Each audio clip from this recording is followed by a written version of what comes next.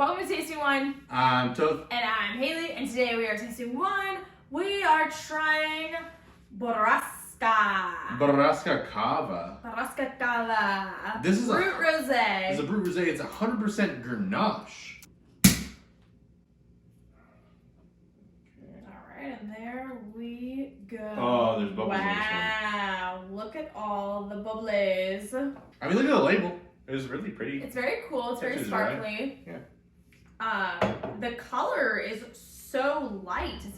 It's almost like completely see-through, obviously. Yeah, but it's almost like there's not that much red in here. Like it's I know. more like a very weird colored, like incredibly color. light peach. Yeah, super light peach color. But cavas are made like champagne, right? There's like the second fermentation sort of thing. Yep. Versus Prosecco, which is kind of like all done in like a huge vat. Stainless steel tanks and stuff like that. No secondary fermentation. Yeah. So I will say there's like barely any bubbles. Well, I mean, there's but it might be due to the glass. Yeah. But I get kind of like molasses, strawberry, a little bit of peach. Mm-hmm. There's some apple on there, and then there's like a cheesy smell. There is a cheesy smell, huh? But it's cheese rind. This is 100% like thick cheese rind. That's true. Yeah. What a unique smell. Oh wow. I mean, this is crisp. It's refreshing. It is super light. It's mellow strawberries, slight cheesiness, some pear, medium long finish. This is a pool pounder right here. This you want to drink outside by the pool. This is fine. This is fine. This is fun. You don't like it?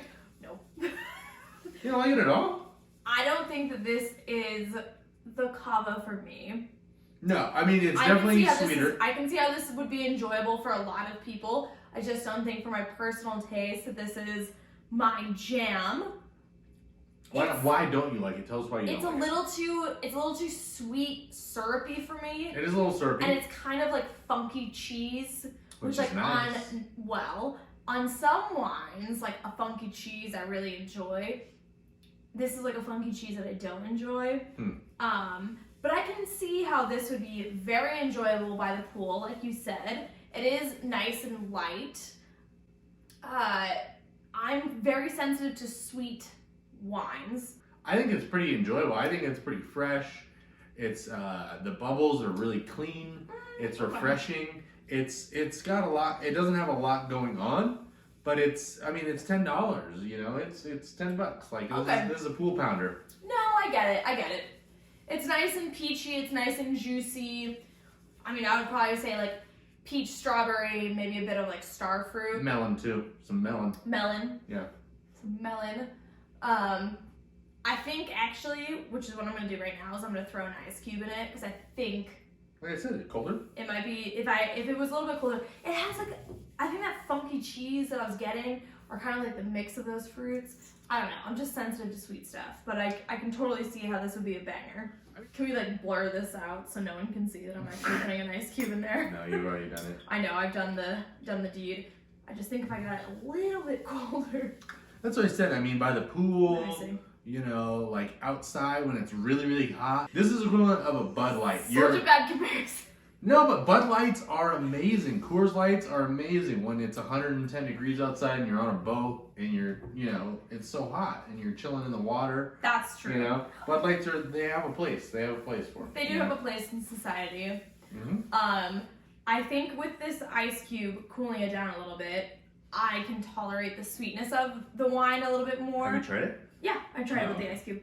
Like I said, for those people out there that love more fruit forward, especially a little bit sweeter fruits, I think that this is a great cava for you. Is this a cava for me? I don't think so. I think if I was already a little bit drunk and then we popped this open and we're like outside, I'd be like, hell yeah. That's kind of why we opened it. That's kind of.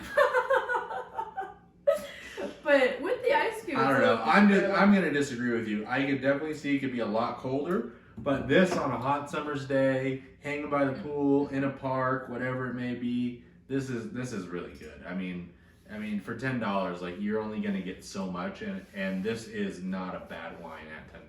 That's for sure. Oh, price point is phenomenal. Label, On point. phenomenal. Yeah. Sparkly. If you are a female or really a male, if you're any person, you're walking down the aisle and you see this sparkly ass label, like hell yeah, that's the wine that you want to drink. So I would say 12 out of 10 on marketing for sure. Yeah, it's really hard to find anything about them online. They're kind of just like this huge wine conglomerate. You go to their website and it's not even called what the name of the wine is. It's called like Wine Marketing Group or something like that. And yeah, they just have all their wines. They make a Prosecco.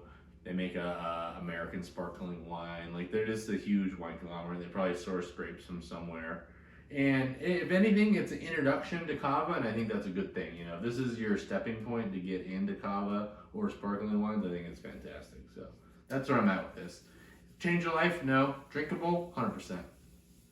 Yeah.